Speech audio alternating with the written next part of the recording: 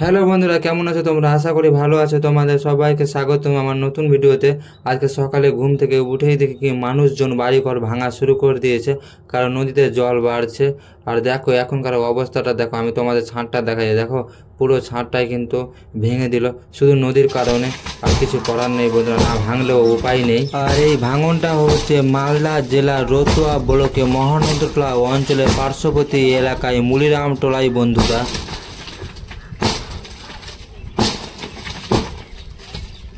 তো দেখতে পাচ্ছ বন্ধুরা, শুধু শুধু নদীর কারণে ঘর বাড়িগুলো ভাঙা হচ্ছে।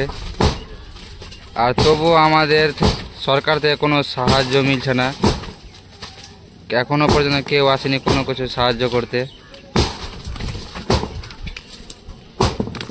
আর যত বাড়িগুলো দেখতে পাচ্ছ, সব বাড়িগুলো কিন্তু নদীর কারণেই ভাঙা হচ্ছে।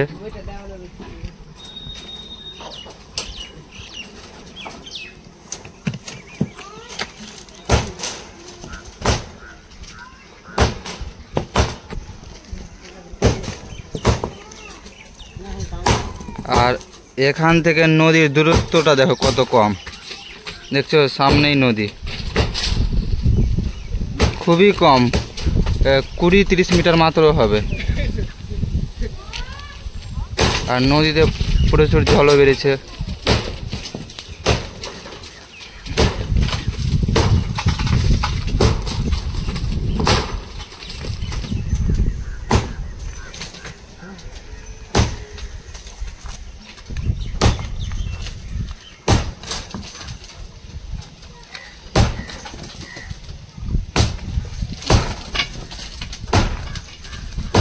আর এদিকে শিপগুলো দেখো, একদম কোনো কিছু হয়নি, মোর্চাও লাগেনি, শুধু শুধু একদম নদী ভাঙনের ভয়েই কিন্তু ভাঙতে হচ্ছে ছাদটা, নাহলে কোনো ভাঙার কিছু দরকার নেই, একদম নতুন হয়েই আছে। আর ওদের দেখা দেখি আমিও ভাঙার চেষ্টা করলাম, আর বন্ধুরা সেই লেভেলের কষ্ট লাগছে ভাঙতে, আর কি বলবো। একদম কারণে যদি কোনো কিছু ভাঙা হয় তাহলে যে কষ্টটা লাগে সেই কষ্টটা আমি তোমাদের বোঝাতে পারবো না, ফিল করাতে পারবো না। কিন্তু সত্যি বন্ধুরা কিন্তু খুব খারাপ লাগছে। আমাদের সরকার, আমাদের রাজ্যের সরকার কোনো কাজ করলো না নদীর, আর আমরা কারণেই কিন্তু বাড়িঘর ভাঙছি। আমাদের বাড়ি থেকে প্রায় নদী 25 কিলোমিটার দূরে ছিল বন্ধুরা, সেখান থেকে ভাঙতে ভাঙতে একদম গ্রামে চলে আসলো।